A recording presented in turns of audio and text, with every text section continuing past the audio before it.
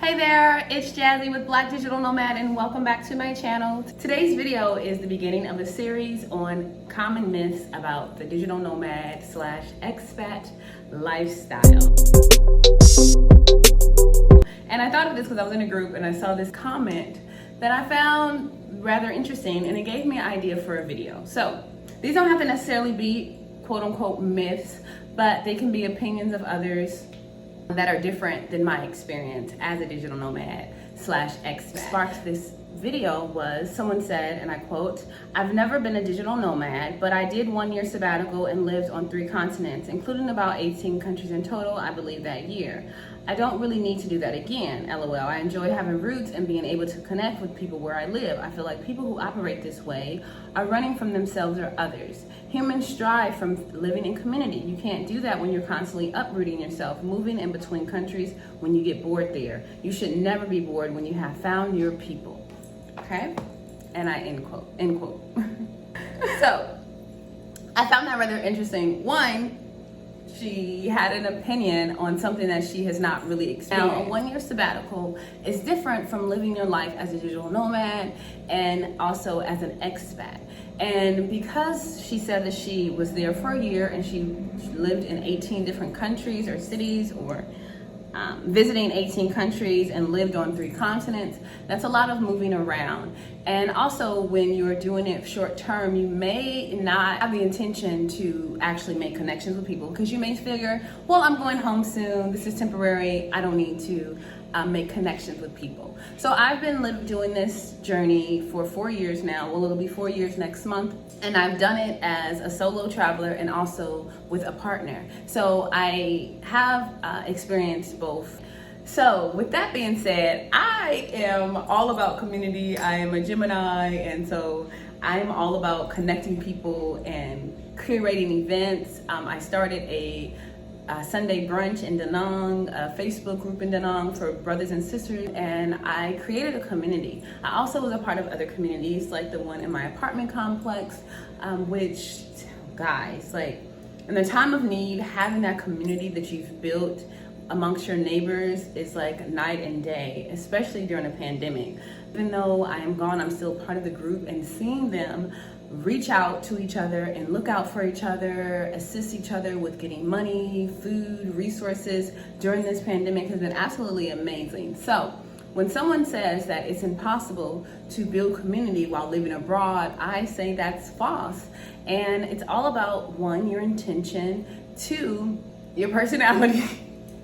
A lot of people don't make friends. Well, not a lot of people, but some people struggle with making friends and making connections with each other, with people for different reasons, whether it's social anxiety or bad experiences with people or just not really liking people. There's a lot of different reasons why people don't make friends. Now, I know that because I hear people talk to me all the time about their lack of friendships, their lack of meaningful relationships, but they also don't put forth effort to build community, to build friendships, to have meaningful relationships. With all of that said, I don't believe that it is impossible. I also wanted to make note of something too, that it's very easy to generalize and make general statements, right? And so if I ever do so on this channel, that's not my intention, right? So to say that people who live like this are running away from themselves or running from others is not the case. Like, I don't feel that I'm running from anything. I feel that I'm experiencing life. I am living my dream. I am experiencing different culture. I'm making different connections with people. I'm exploring different things about myself.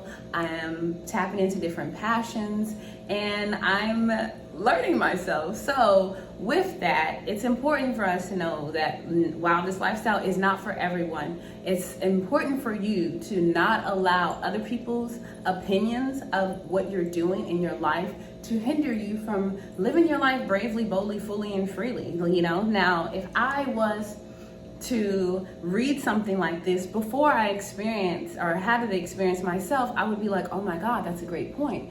I am not going to be able to make genuine connections with people. So that's not the case. And this is an example. I've lived in Mexico, I've lived in Bali, I've lived in Thailand, and I've lived in Vietnam. And I met people in Mexico who I met up with all around the world, who I'm friends with now. I met people in Mexico the first time that I'm here, and now I'm reconnecting with them, and we're picking up where we left off. And it feels so good. I met amazing people in Thailand, and we still keep in contact. Those people moved to Vietnam, and we built community there. I have a friend or a mom, like a mother figure that I've met who lives in Mexico as well. So we've lived in Thailand at the same time, we've lived in Vietnam at the same time, and now we're both in Mexico. Those are the experiences that I've had, and I've genuinely made amazing connections with people. And so I just wanted to share my experience with that, to say that it is very possible, and you can make lifelong meaningful relationships. Also, you know, I feel that I have to put forth more effort, but I'm also more intentional with my friendships, and I'm able to seek out people who are like-minded versus just being friends with people because you guys work together. When it comes to like most of our friendships, we make a lot of our friendships are by default, even our friendships that we've had from childhood. So it actually allows me to take better inventory of my friendships and of my relationships and my connections with people, because they are not just by default. Does this person add value to my life still? Are we still going in the same direction? Are we still compatible?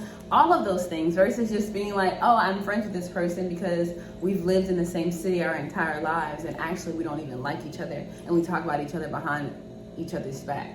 How about that? So it's really not, and not to say that that is the one all be all, but it doesn't mean that just because you live in the country, you live in one place your whole life, that you're going to have more meaningful relationships, okay? Now, I will say that it does suck saying goodbye to people, but I really prefer to say see you later. So thank you guys for tuning in. If you are interested in starting your nomadic or expat journey, hit me up. I am doing 15-minute discovery calls to see if my services are aligned with your goals. And I would love to help you with mindset work, logistics, picking a place that is best suited for you and your personality, and really overcoming any fears or limited beliefs that you have. So you can go to my website, jazzymoss.com or blackdigitalnomad.com, and I'll see you in the next video.